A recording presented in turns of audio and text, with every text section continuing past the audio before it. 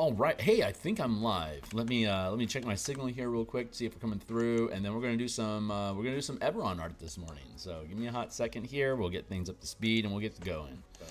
Yeah. Okay. It looks like my volume's pretty good. I'm gonna drop that down here so it doesn't get in my own way, and I'm going to grab my link here real quick, and we'll do update. Burp. And then almost done, guys. Stay on target. My name's Phil Kearney. Hey, what's up? I create role-playing games. I illustrate them. I publish online. And I am creating content for Dungeons & Dragons 5th edition. I'm trying to figure out what's going on. Something seems off. There it is. Found it. All right. That's resolved. That's resolved. That's resolved. And poop. Okay, great. Yeah, so I've been a DM since 1987. I've been a freelance illustrator since 1999. I've been an Eberron campaign setting enthusiast for Dungeons & Dragons since 2004, and I've been creating content on the DMsGuild since 2018. Now we're making content for 2024. Crystals of Mabar. It's a first adventure. Hold on. Let me fix my screen here real quick. Crystals of Mabar. It's for 7th and 8th level characters. You're fighting necromancers, demons, and undead in the Karnwood of Karnath on the continent of Kvaer. I stream 5 times a week in the morning. I do artwork for the book. Whatever book it is I'm going to publish next is what I'm doing artwork for on Mondays and Thursday nights, including last night. I do game development. Right now we're working on a Bastion campaign system, and on Tuesdays and Fridays, including today, we do character options. Currently we're working on spell point sorcerers. So if you think any of this stuff is cool, be welcome to tag along. It'll all be visible online on DMsGuild, so you can like, subscribe, hit the bell icon for notifications and when we're live again. Here's a stack of books that I've already created on DMsGuild. They all have free previews. Be welcome to check them out, and if you think they're cool, consider making a purchase to encourage similar behavior in the future. Here's our entire playlist of all 448 episodes. We made the book cover around episode 40. So right now we're making artifacts that create manifest zones to connect to the different planes of existence on Eberron. Here are the artifacts that we are illustrating over here. The Eye of Mabar is missing because the entire adventure is about the artifact Eye of Mabar, creating a manifest zone that connects to the plane of Mabar where demons and undead come from, and well, at least Yugoloth. Yeah, so your characters are going to stop that. Depending on what plot hook you use, depends on how much information they have and how far into the adventure you begin, as a one-shot or as potentially a 2-level adventure. So, cheers. Right now we're working on the Sextant of Furnia. The Sea of Fire. That's a pun, because you use a sextant to navigate the ocean and the sea. We're using the sextant to navigate the plane of fire. So this is the default color that goes along with the moon. I forget the name of it, but each plane of existence in Eberron is associated with a different moon. Sephiroth is the moon that is that guides Mabar, the endless night. So we're doing illustrations. So let's see if we got some good stuff going on here. Delur is done. All hail Delur. Well, it's good enough for now anyway. And let's then kick down to Furnia. Do we have reference stuff for Furnia? Here's a sextant. Crazy complicated piece of machinery. So we'll be able to use that for color. Since I don't see any color, I'm 100% colorblind, so I use the RGB dial up here in the corner. You can see here the RGB will shift around depending on what I'm pointing the color picker at, and that color picker is my color vision. So all the work that I do is based off of references for stuff, and God's willing, for the most part, I get it right.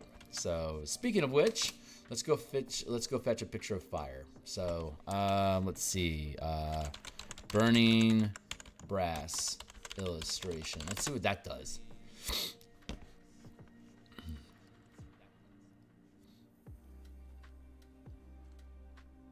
Well, that's kind of cool.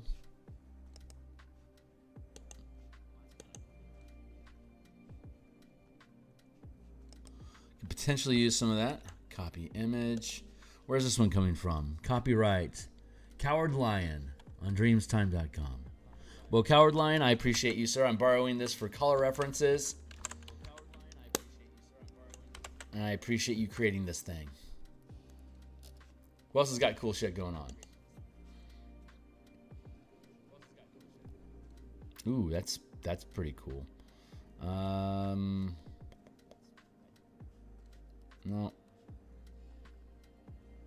No, I don't think I'm going to find anything real. Okay, let's go with, oh, I don't know. Let's just go with bonfire. Let's do that.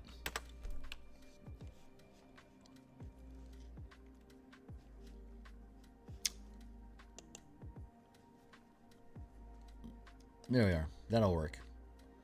Open image in a new tab. And copy.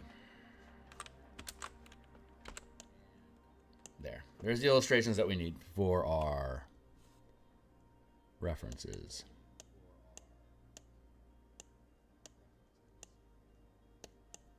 That should be good to go. I appreciate your image reference, and unto you as well.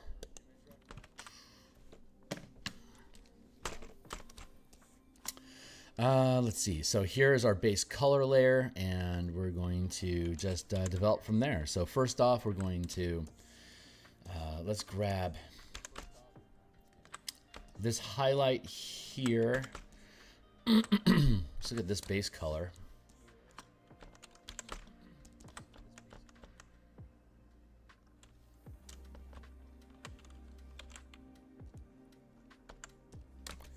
There, and then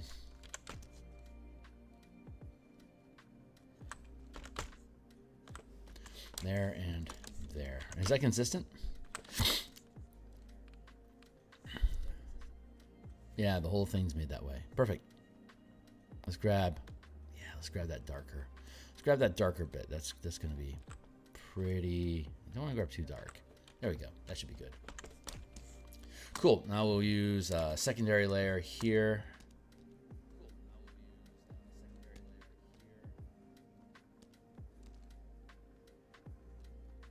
Okay, let's merge those down. I want to grab the reference folder and pull it over here a little bit closer.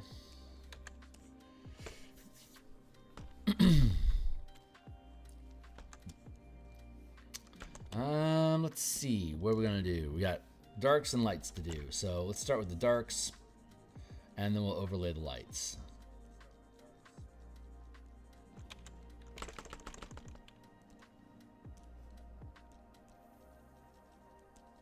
So the idea here is that the sextant burns. It's on fire. So I'm going to use these flame highlights to we're going to build the base frame first, and then we're going to use the fire highlights. So we're going to have the fire overlapping different, like you can see it overlapping here. Probably going to overlap here as well. So we'll have to modify the line art accordingly, but we do that. What we do is we do the base color, and then which we have just a flat layer, like a comic book. We do a flat layer of color, and then we develop the specific lighting over the form. And then once the lighting is good, we'll work on texture. We'll bind the line art to the color, and then we'll modify it as a single piece. Hey Fox, how you doing? It's good to see you, my guy. You had a chance to take a look at Paladin yet? I am curious about your feedback on that.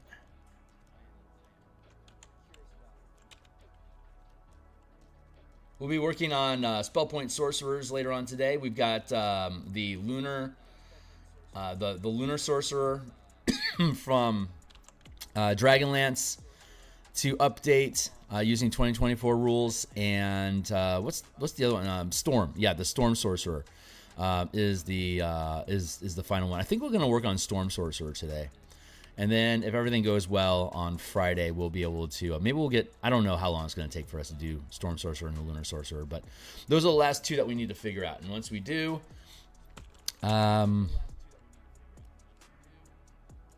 we can move on to other subclasses. We're doing all the subclasses, although not all of them are going to be public. We're only going to publish, initially we're only going to be publishing the subclasses that appeared in the player's handbook.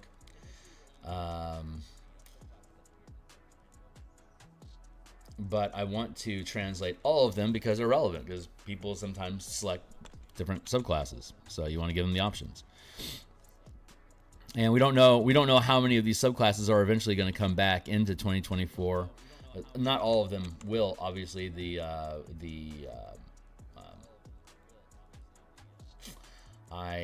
Totem Barbarian is proof of that.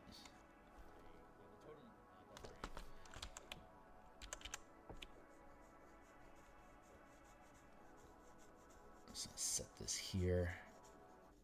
So I'm trying to put the shadows on the frame here to reflect where the fire on the sextant is located.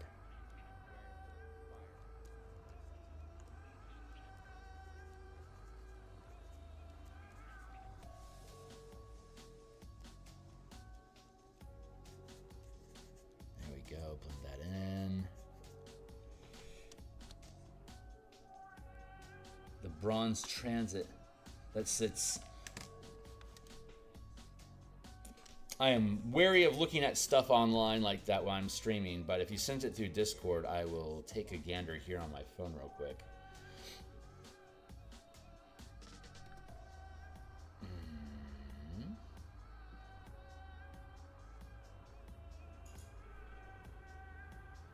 I got nothing. Discord DM.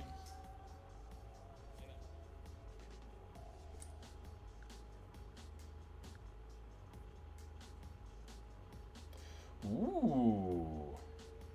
Ooh, wow, that's really cool. That makes sense that you would have that. You do surveying and stuff, right?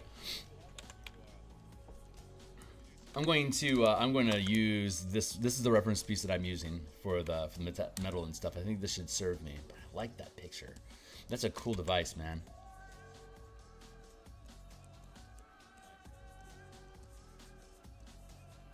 Amazing how complicated this shit can get. Ain't humans just clever?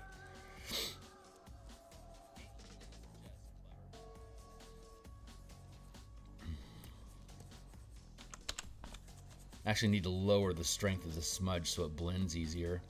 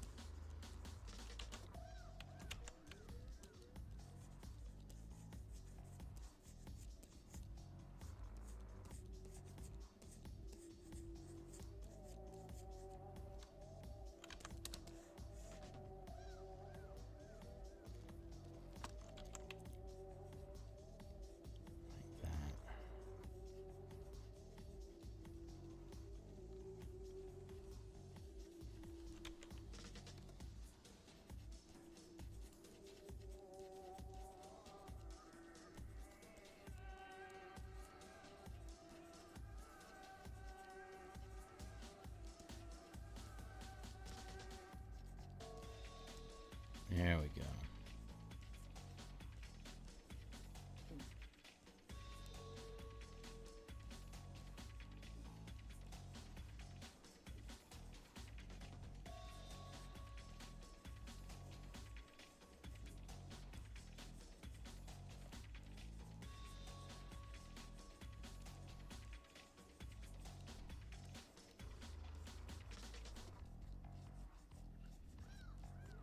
That feels pretty good. I like that. It's a balmy 38 degrees in Seattle today and slightly raining. Only slightly. Let's see. I think here. I love the rain. I grew up in Missouri, and Missouri is about thunderstorms. There is some crazy cool thunderstorms that happen in Missouri. And moving out to the Pacific Northwest, the weather is it feels similar to the Midwest here. Midwest meaning specifically Missouri, Arkansas stuff. Well, Arkansas is a little bit more humid in general than Missouri is, but Oregon and Washington State has the same sort of like level of green. Missouri's got a lot of green until you get like really far east. Really far west. Central and eastern Missouri is very, very forest and hilly, and so there's a lot of green. There's a lot of weather that happens, and Seattle.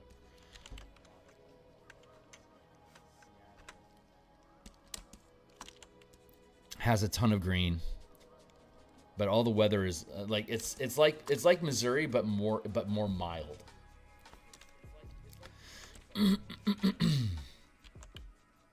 Let's see if I'm gonna have flame there. The lighting on this is gonna get really complicated really quick. Let's stay on task here.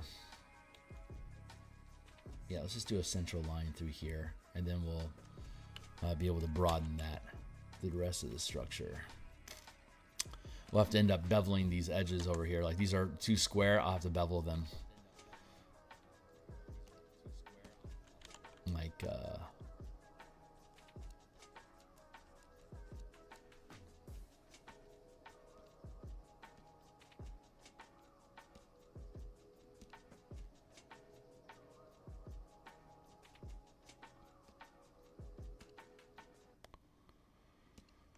oh, that's interesting. Let's grab these.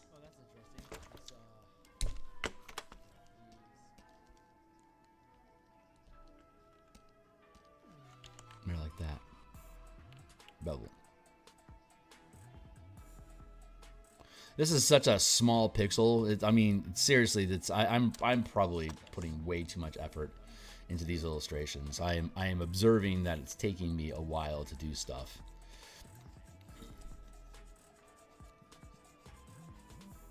It might be more. Well, I don't have a ton of illustrations like this that I need to do. Most of the book has maps and tokens and stuff that we've already done being used as illustrations throughout the book. So I think it feels like it's taking forever because I'm just in the portion that takes forever. So I mean, hey, there's some logic for you. But when I get into the thick of it like this, that's generally when I get this like this how to put it? It's almost like a depression where I feel like I'm in a quagmire and I'm locked up, and it's morale drops if I have to spend too much time on any particular piece. And I know I could quit any time that I want on a piece and let it go. But when I let things go too early, I end up not being happy with the art piece that I produced. So I'm kind of stuck in place. How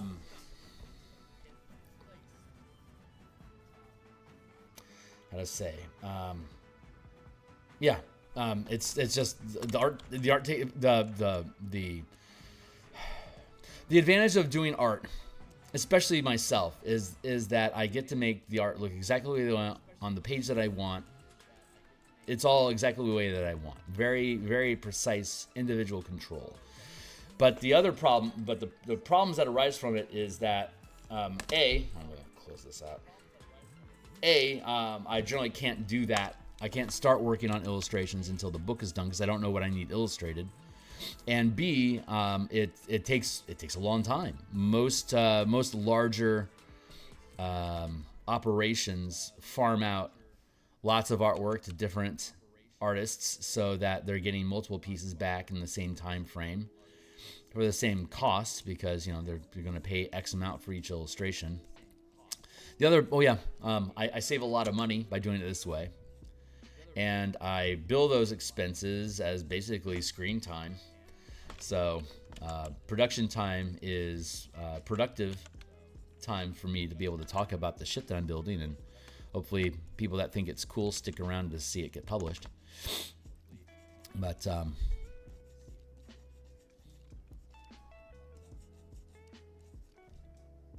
apparently I'm talking about business today. That's because I'm locked inside. Like, this is the 25th episode of doing like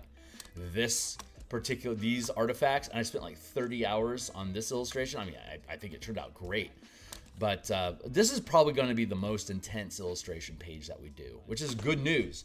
Doing this one first is going to make everything else easier. You try to find the most intense pages possible, like the book cover. You always do the book cover first when your excitement is highest, so that you have the endurance and motivation to punch through it. In fact, I do book covers before I even get the book back. I can start. I don't need to know what's inside the book for me to be able to create a cool cover illustration.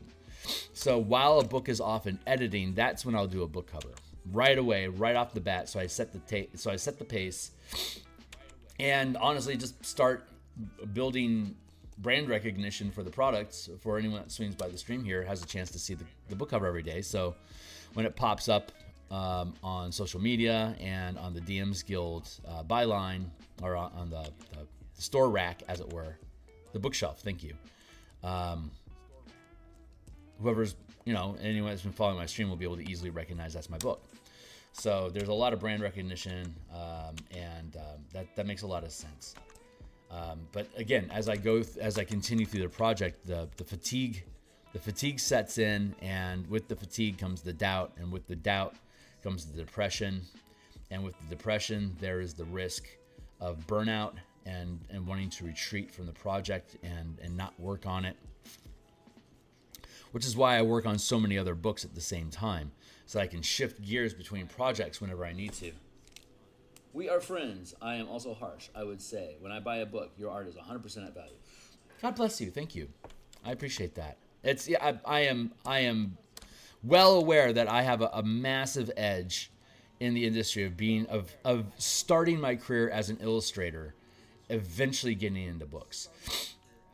I'll throw shade for a second, because like YouTube content producers that start off as producers of news or commentary and stuff, that eventually get into product development, they're shifting into product development. Maybe I'm always cautious and dubious about that. Maybe it's just my sense of elitism. But if you start building your career off of YouTube, and then you start producing content, it makes me feel like you hired a group of people to come up with an idea for you, and they're not actually your ideas, that you're just signing off on them and kind of branding them as yours. I don't know. Maybe that's not true. Maybe I know there are a number of YouTube creators that have a team that builds stuff for them, that they present, hey, here's something that my group built. And that's honest, but it's, I don't know. Maybe it's snobby of me to say that. But I always just question the quality and integrity of a project from someone that hasn't demonstrated that they have strong mechanical design. It's like, this seems to be something that you recruited other people to do for you. And that just, it makes me pause. But I'm being a purist snob. And it certainly doesn't build relations. It certainly doesn't help me build relations with anybody. But I kind of just do my own thing anyway, so whatever. I'm rambling. But integrity is a growing integrity and sincerity. I think I've mentioned this is I think a growing commodity in the social media era, where being legitimate about what you're doing, why you're doing it, who you are, what you say, being able to stand behind the things that you do, not having to make formal apologies about whatever it is that's going on in your world. That's becoming more and more important. So authenticity is becoming a commodity. It's ironic. But the more we can share our lives, the more we're curating it. The less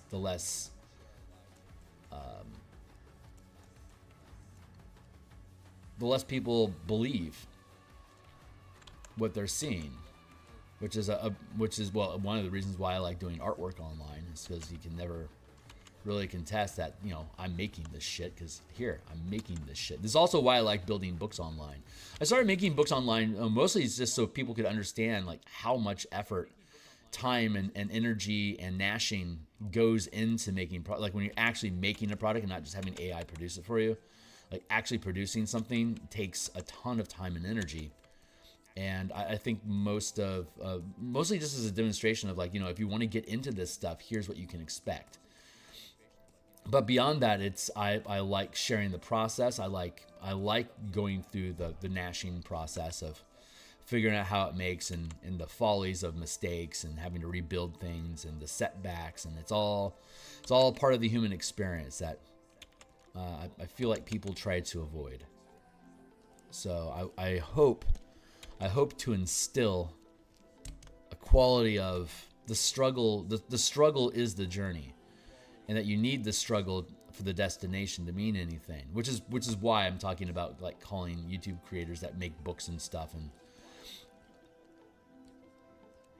crush Kickstarters and stuff is mostly off of people just like that person. So they're buying that stuff because they want to support them, not necessarily that it's a good book, but that they like that person. And I think that's admirable.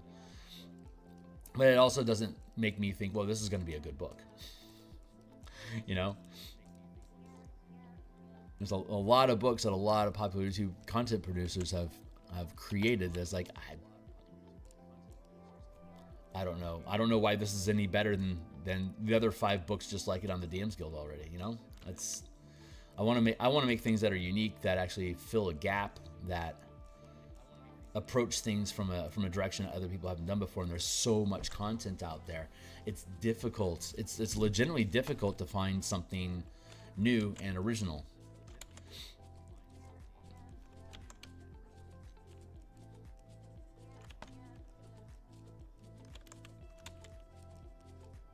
Like, why do I not, even though monster books sell, why am I not focusing on monster books? Because there's a fuck ton, thousands of monsters out there. Like, what am I really adding to the equation when it comes to making monsters that doesn't exist out there already? Well, the martial power system allows you to supplement and modify monsters for a DM on the fly. So like, there's value there. So I include that in the martial powers book. But I'm not focusing on like making a bunch of new monsters. I'm just focusing on like, hey, here's a different way you can approach creating monsters, which is unto itself a unique approach, which then therefore becomes acceptable to me. You know. Anyway, whatever. I'm really rambling and probably sticking my foot in my mouth. Sales equal people buy from those they like. Yeah. Be a product of personality. Shadow Dark equals when great personality has a great. Yeah, that's a really great point. Following the critical role model of success, build an audience. That is the. I mean, if you really want to make a living off of RPGs, that's what you need to do. Have really good takes that you share with people that people agree with, and then after they agree with you long enough, they'll buy your stuff. I mean, that is an effective model that I have not pursued or succeeded with at all. But that's the problem with being a producer first. This is something that the industry has been aware of for a while. If you really want to sell books, you gotta be popular. And I'm not angry about that at all.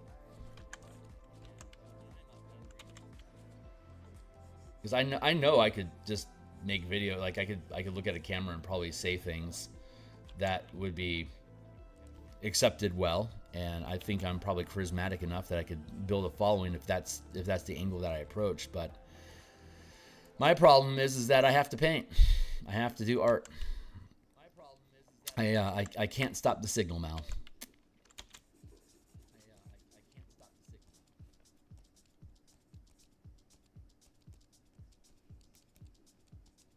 I do gotta say though, with all this tariff stuff that's going on, I'm really excited that I've chosen to invest so much of my energy into creating PDFs.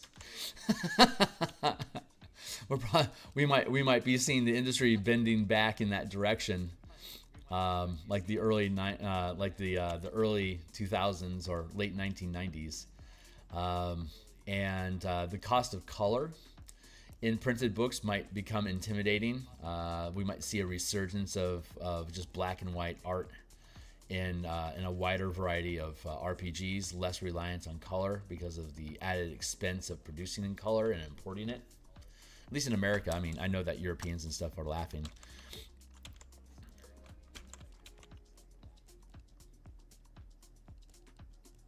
But in America, at least, I could see that trend going that way. So I am happy that I had already made peace with myself that I would be primarily working in PDFs. I mean, I can't do color because I can't do color proofs. I can't verify on a piece of paper, is that the same color that I made on the computer. At least on the computer, when I make a PDF, I know that what I'm looking at on the PDF looks the same as it did in Photoshop. So we're good to go. But print is a beast that I simply cannot tackle.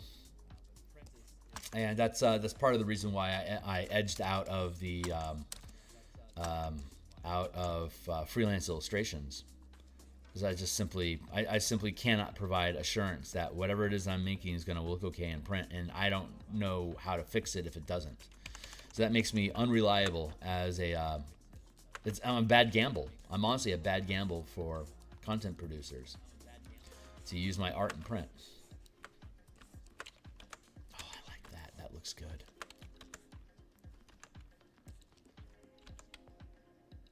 I wish I could make a variant. Maybe I can. Hold on. I'm going to see if I can copy this.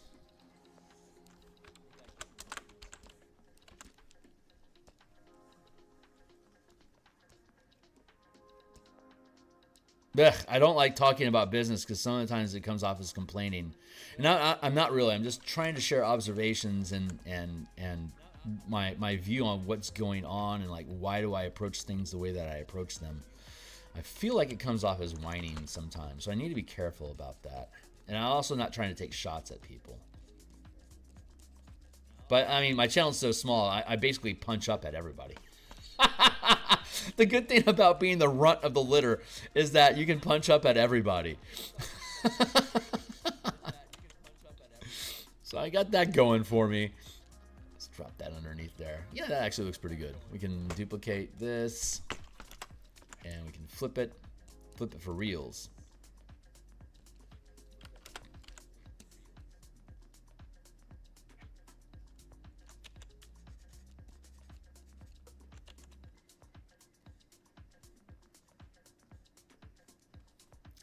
And then once we layer in the fire, we'll be able to change all the lighting. But I really need to, I think initially, have the lighting looking at the world from overhead lighting.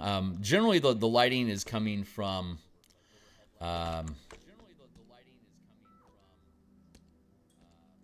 There it is. The lighting is coming from the center of the page.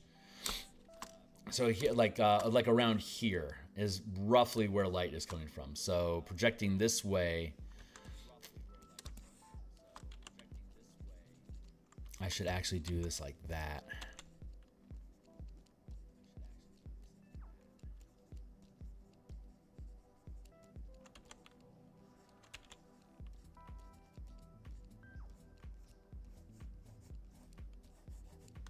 What's up?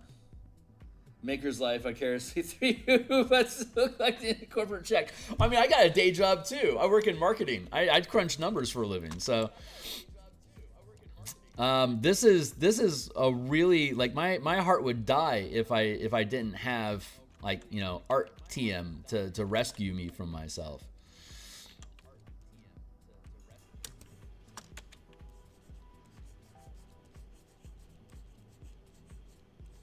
And there is, I am a firm believer of when it's your time, there's nothing you can do to stop it. Wherever I can firmly say, whatever I am supposed to do in this life, whatever is destined for me it's going to happen despite myself. I can doubt whatever my path is going to be as much as I want. I'm going to be thrown into that fate no matter what. And this is not my own original thought. However, I am a firm endorser of this idea that the difference between destiny and free will is destiny is stuff that is going to happen to you despite yourself. Regardless of what you want, you have been slotted a certain amount of things, events in your life that will occur.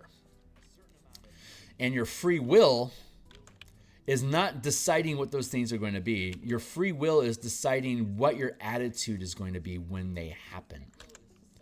Your free will is the choice of trusting the process, that you are cared for and loved in this life, and that the things that are being served up to you were requested by your higher self to make who you are right now become a better person and to be able to appreciate being alive more. And here's the fun thing about that. That free will, there is a destiny of emotions that you have that go along with the events that happen. And those events happen specifically to provide a frame of reference and narrative around the emotions that you have, because it's not the events in life that are important. It's the emotional experiences that we have with the things that happen to us in life. Our soul is, the human machine has a biological chemical process that creates or represents emotions, but the emotions have a psychic presence as well. And so the power of being alive is the ability to experience and distill emotional energy. And we need that energy for us to ascend, for us to become greater than ourselves, for us to personally evolve during our own personal evolution, to actually ascend and become better people, quote unquote, better people or more fulfilled. And that process requires experiences that will trigger different emotions. And the emotions are set up. It's how to put it? Our life is a symphony. And the notes in that symphony, the composition has already been created. And the specific events in our life is more attuned to the composer.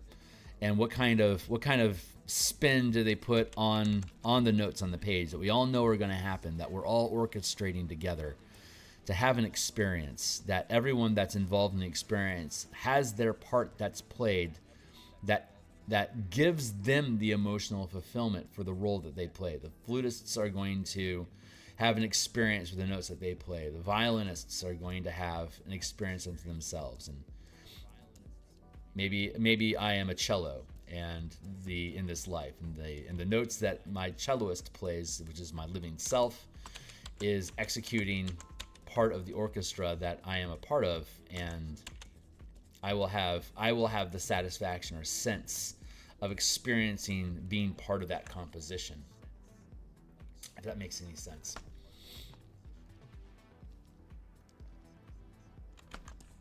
So I'm not concerned. I like to wistfully think, boy, it'd be awesome if I made $1 million off the stuff that I did, that I could have financial security, that I could quit my day job and I can just be a role-playing content producer for the rest of my life. That would be amazing, and that would be amazing.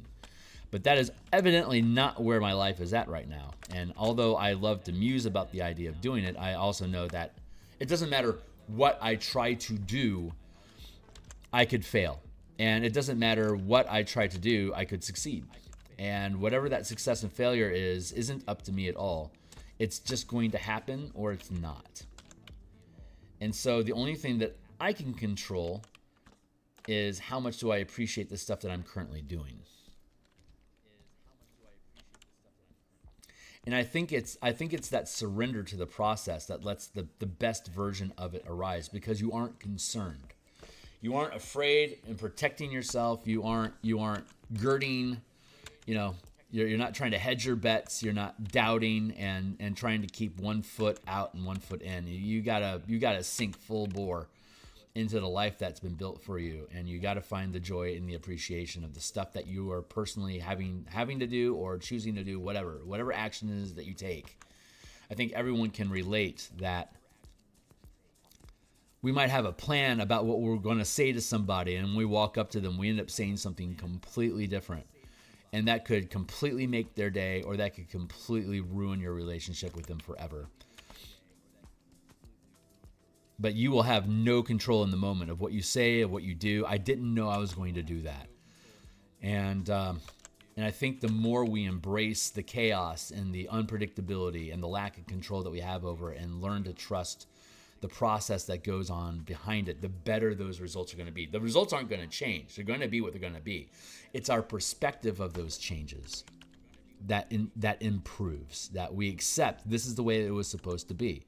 And if we can keep in mind that the things that happen is there to serve a specific type of emotion experience that we need to have, we can see the wisdom behind the horrible things that happen to us, and we can further celebrate the good things that happen to us. Because the good, as the Zen Buddhists would say, the good and the bad, it's the same thing. It's just the experience of the life that we live. So I guess I'm getting philosophical today. I don't mind that. I like being philosophical. I like thinking about these things. You know, these are thoughts that I have that I rarely share with people, and it's fun being able to parse them out.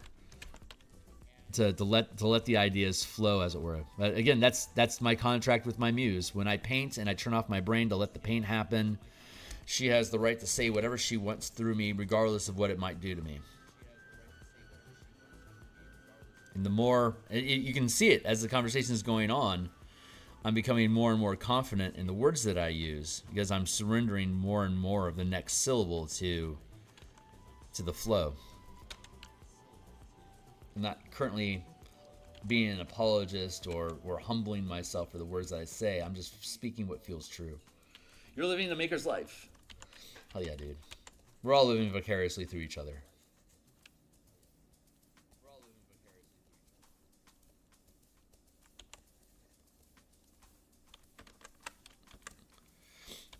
It's looking pretty good. Let's see. Let's add in some topside high. Oh, I can darken that up a touch in here.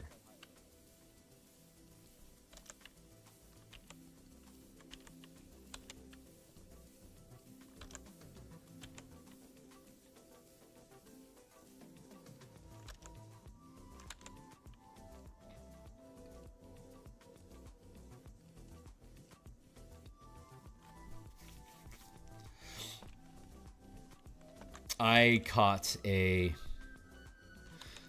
basically a brief YouTube essay on Macross Plus. Macross Plus is an anime. It came out, God, I want to say like in '97, something like that, maybe 2000. I want to say like '97. Macross, of course, Robotech, for those that aren't indoctrinated. Macross was the original Japanese title for the first Robotech series, like Rick Hunter and Lisa Hayes and stuff like that. Roy Fokker. If you're familiar with it, you know it. If you aren't, A, Robotech is fucking awesome. But B, it's actually called Macross in Japan. And it is heavily celebrated. It is like the granddaddy of transformable robot genre anime. It's awesome, and the TV show is like 75 episodes or something like that in the Macross, the original Macross series, and it is legitimately excellent. And it's like everything else in Japan. It's primarily it's taken seriously as an adult form of entertainment, like mature themes and stuff. Like at one point there's an alcoholic who's abusive to their family. It's a war story, so there's people dying, like you get close to them in the story and then they die. It's intense. It's really, really intense. And there was it was so popular that there's been a number of like sequels or follow-ups and other TV series. But by far the most powerful, the strongest narrative, and just the best art that's been created for the Macross series is Macross Plus, which is about It's basically a story about test pilots that are friends that grew up together, and they're basically they're lifelong rivals. They like the same chick, and they're constantly trying to win her favor, and it's basically competition at all levels between the two of them. But the artwork is amazing. The storyline is actually really, really good. The just the way that they represent how these ships move is just freaking awesome. And the music is amazing. It's Yoko Kanno. It's some of her best work. I own three original soundtracks from Macross Plus. That is how good the music in that show is. I will happily just sit down and listen to the entire album. It is really cool music. It was at the beginning of EDM in the late 90s, so it's really experimental. But God, Yoko Kanno is such an artist.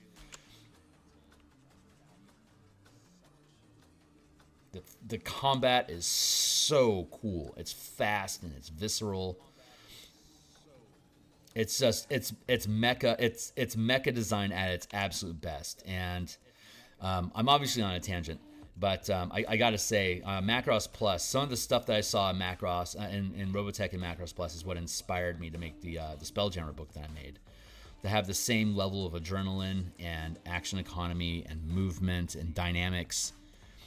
It was it really inspired.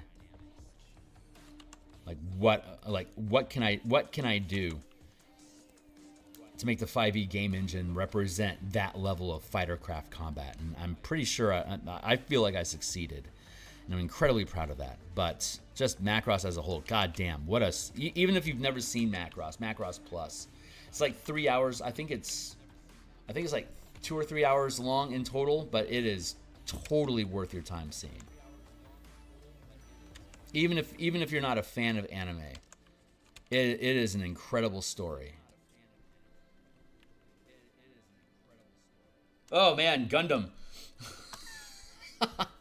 Gundam is like Gundam. I couldn't get into Gundam when I was younger because it was infuriating how much geopolitics was embedded into it. It's like, why isn't there more fighting? The original Robotech Macross Plus, the original Macross series Robotech is the same way, and that it's really about the characters and their interactions with each other it just happens to have super cool mech as the backline story of it. And when I was 10, when I watched the original Robotech, and I think I started catching Gundam on Toonami.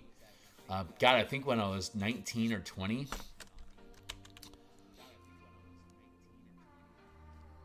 In the early 2000s. But then it was like, it's just, I wasn't into geopolitics as much and character interaction like that. So Gundam was always a slog for me. Robotech was so out of the box and so amazing to me when I was 10 that I was willing to endure episodes of character interaction and romance and depression and shit like that they go through. I was willing to sit through that because I knew there was going to be some sort of mecha stuff going on, and there was, and like we had a VCR and I could record episodes and I could watch them over and over again. But that was basically the only way. Like that was the only access that young Phil had to stuff like that. It's like Robotech. That's it. Anyway, I'm really yammering. Don't mind me. I'm liking this. This is looking good. I think I want to add in the highlights now. This is the time to do that. Let's do that. I'm gonna grab these really deep shadows here.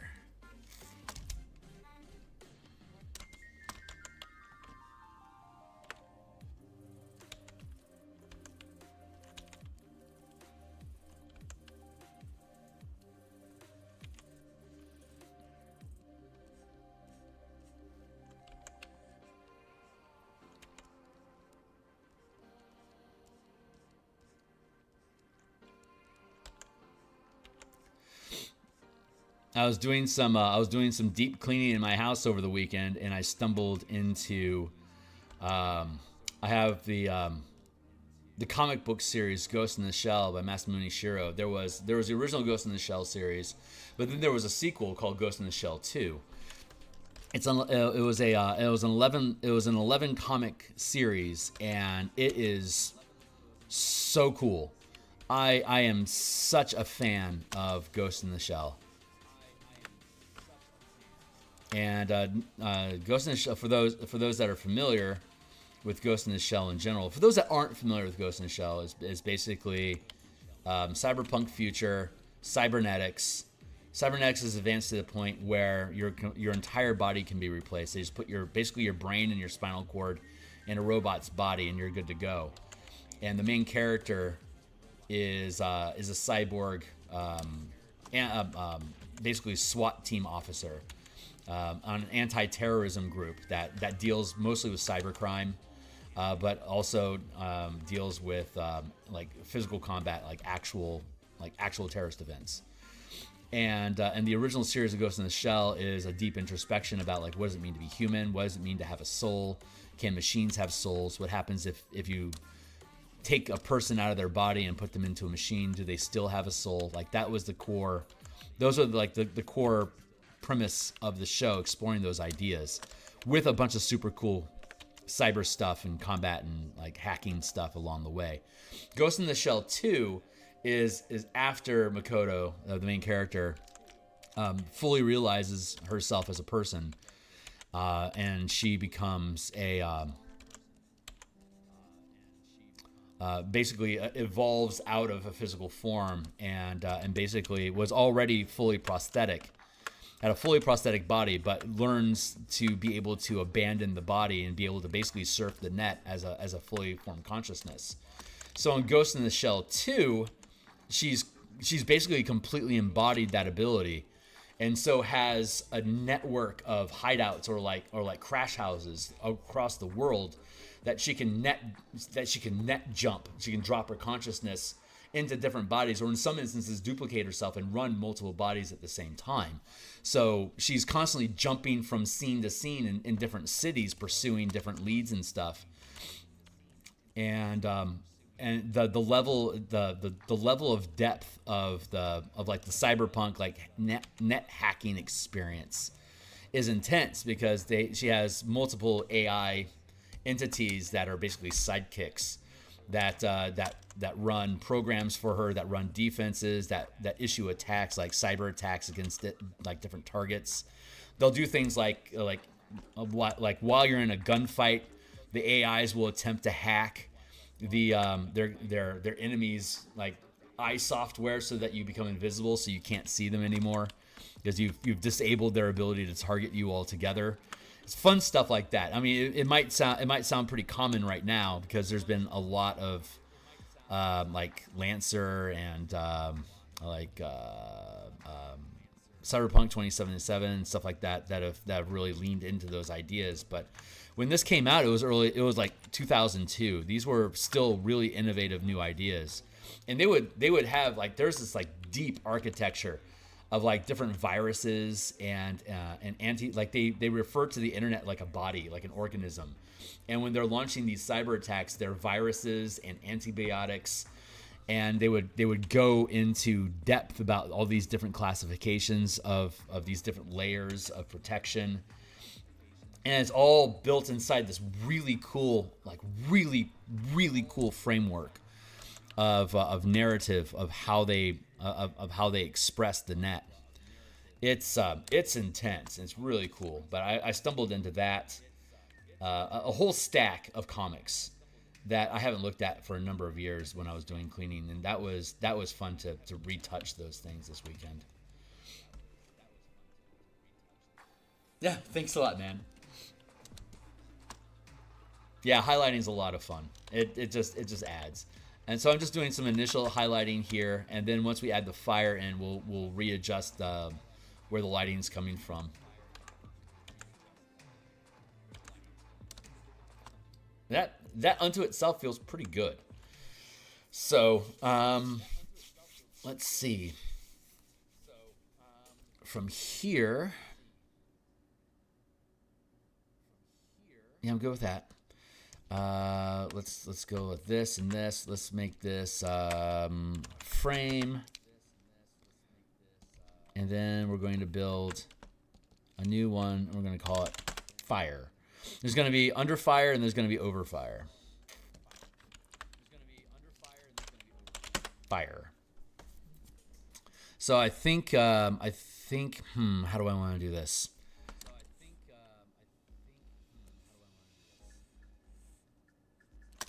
Well, only way to do it is to do it.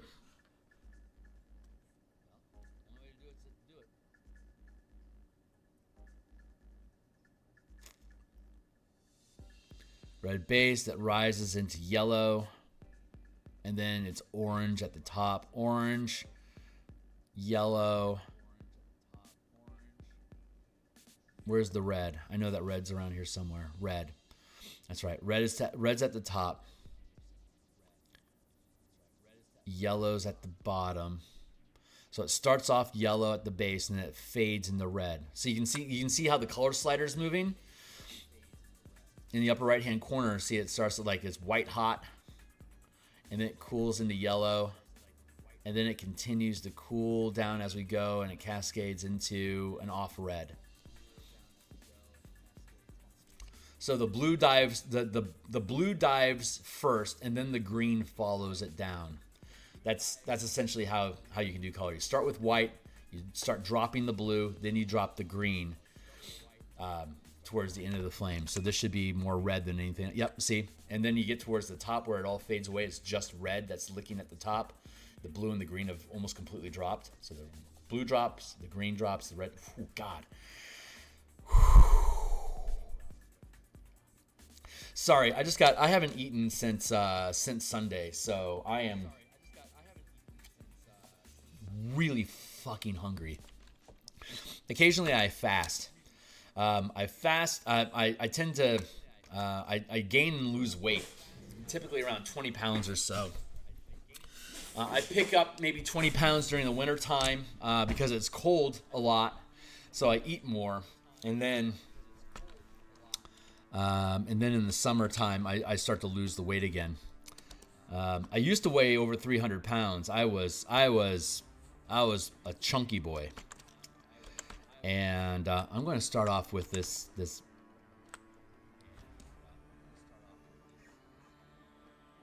Let's start off with a yellow, and that's an unnatural yellow color. They don't like that. Let's start here and work our way down. Too much. Let's go. Yeah, let's start here. I think that'll be, yeah, that stands out from the background really good. I think that we can start there. No, doesn't feel right.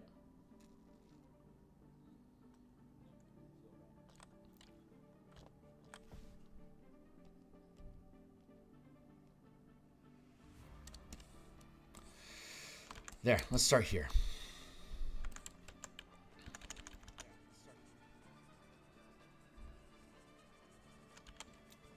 So now that we're into April, I'll skip 1 or 2 days a week of eating until I drop back down to 200 pounds.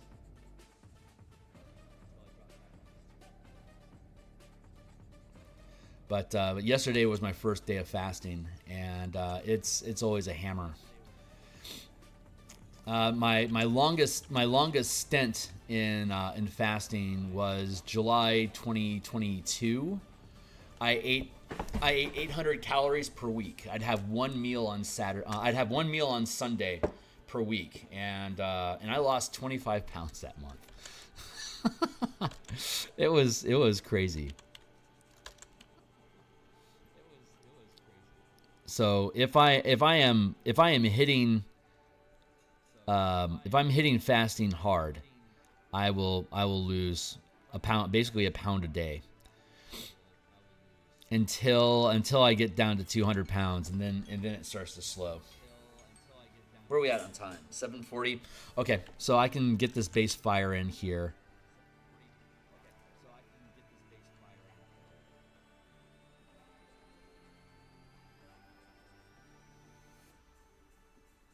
I should probably erase this background. Base color. It's gonna be tricky to navigate these spaces. Is that, yeah, you know what? Fuck it. It's a separate layer. Let's just paint over. Let's make it easy on ourselves.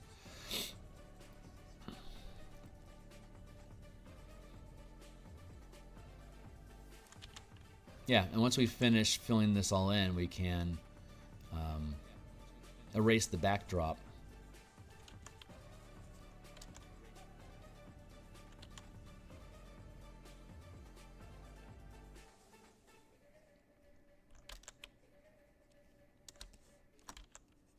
Let's just fill it all in.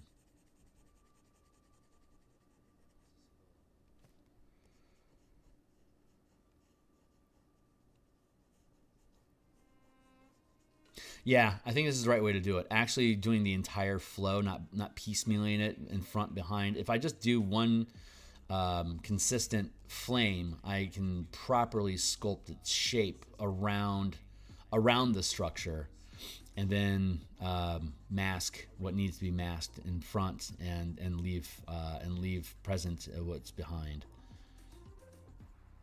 Because it's going to be both in front of and behind the sextant once we finish it, so it's like enveloping it. Like a taco. Like a flame taco.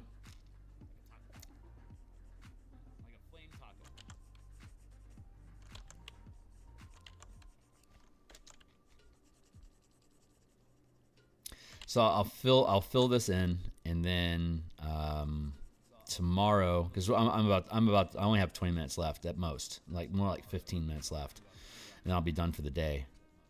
And then, so when we come back tomorrow, I'll be able to finish these flames, and then we'll move on to the next piece. We still have the Carillon of Dalcor, and the Scales of Donvi to complete down at the bottom of the page.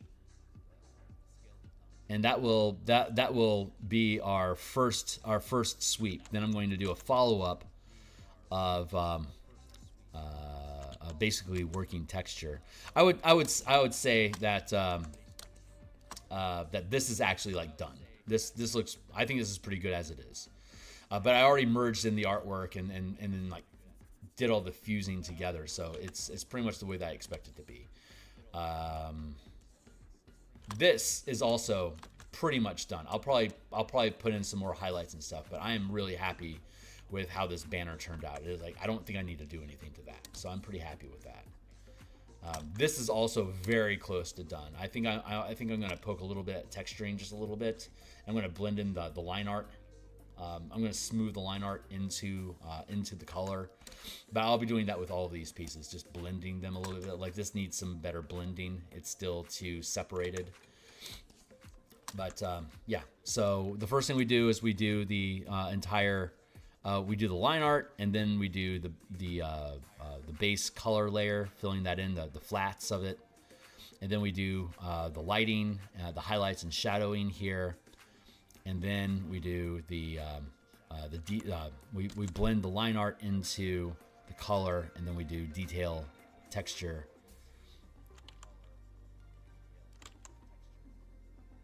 So I've spent this is my 25th episode working on this page of artifacts, and I would not be surprised if I don't have another 10 episodes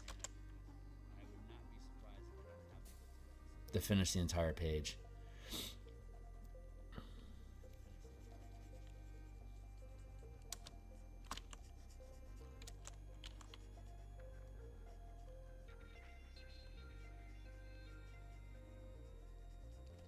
So I'm gonna finish these flames, and then we'll take a look at the campfire illustration that I've been working on.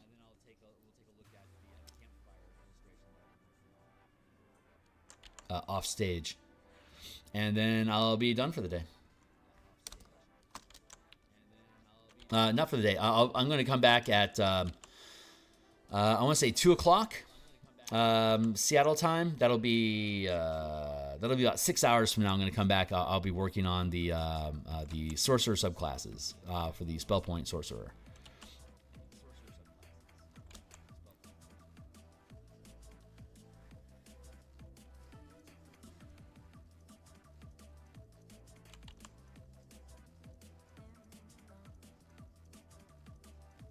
which has been very satisfying. I've been playtesting the Spell Point Sorcerer in a Curse of Strahd game for the past year. We're only 6th level right now.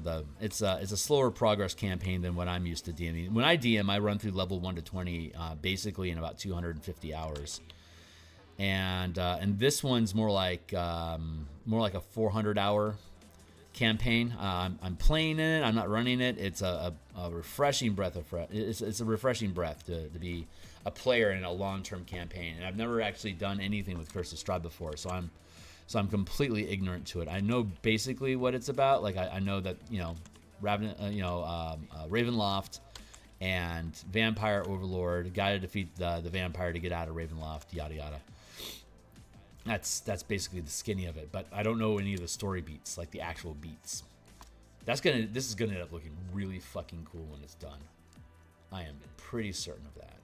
I'm gonna hit save here for now. Actually, I'm gonna conceal the reference and then save it again. Yeah, this is gonna be cool.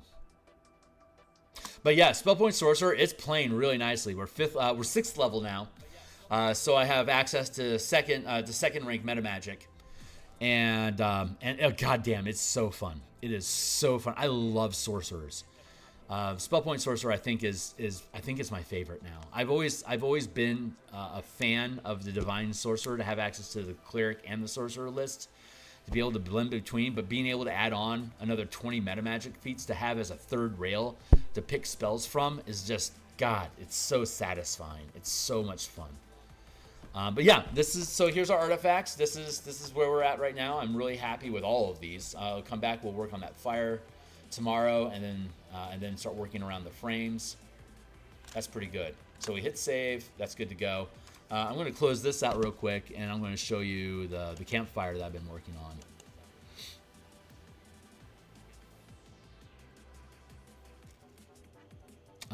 Where are you at? Here we are. And then I'm going to bounce.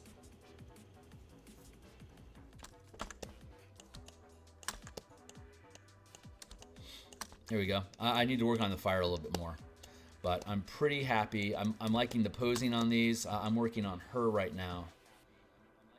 I like that cross-legged sitting. This is probably the best cross-legged sitting I've ever done. I'm really happy with that. This guy's crouch feels pretty good as well. They're still rough. She needs the most work, but I'm pretty happy with the back side of this dude. Campfire's looking pretty good. This section of the text is basically talking about taking short and long rests during the adventure. So fittingly, I've got folks hunkering down for a long rest in the forest because, it's taking place in the Carnwood. And here's some of the illustrations that I pulled for references. For her specifically. Be able to pull off the leathers off of here and use, I think I'm using these skin highlights. But yeah, this is the piece that I work on in the evening when you don't see me on screen, since I don't have to worry about page layouts anymore. These are the type of illustrations that I'm building out. And I don't know if I necessarily like that fade out frame, but that's the general idea that we're working with. So, but yeah, book full of this kind of stuff. Here's the starting the adventure, being deputized. Here's the sheriff that deputizes you. I need to adjust these, but this is roughly like you get each character in the party gets a badge. So you have an artifact, like an object that you can use that's acknowledged as an actual badge in Karnath. So you have the right to ask questions of anyone. Like if you're using, this is the default plot hook, being deputized by Fort Bastion to investigate missing people. And you find out about the necromancers and the plot, just, the Mabar stuff. That all comes into play. But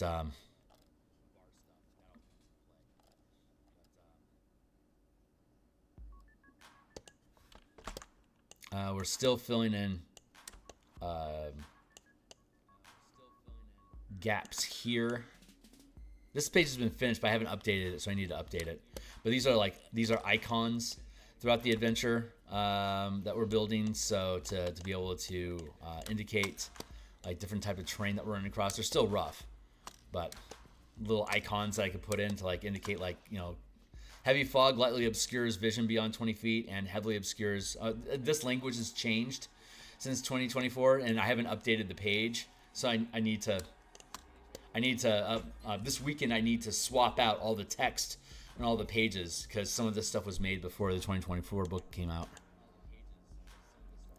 And here's how the adventure is broken down between part 1, part 2, part 3. There's 2 regions in part A. There's 3 regions in part 2, and then once you get underground, there's the Nexus dungeon in part 3. So this is like a stylized representation of how you can move from different parts of the adventure to other sections.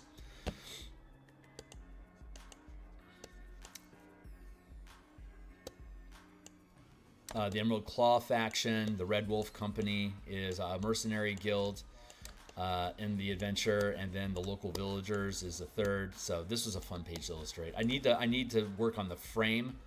That's after we replace all the text. I think I finished the campfire. I'm going to be working on the frame. This is still just a placeholder, but we'll be working on this. I think I'm going to build this frame. Maybe I'll build this frame when we finish the artifacts page. Maybe I'll do some of this online, on screen.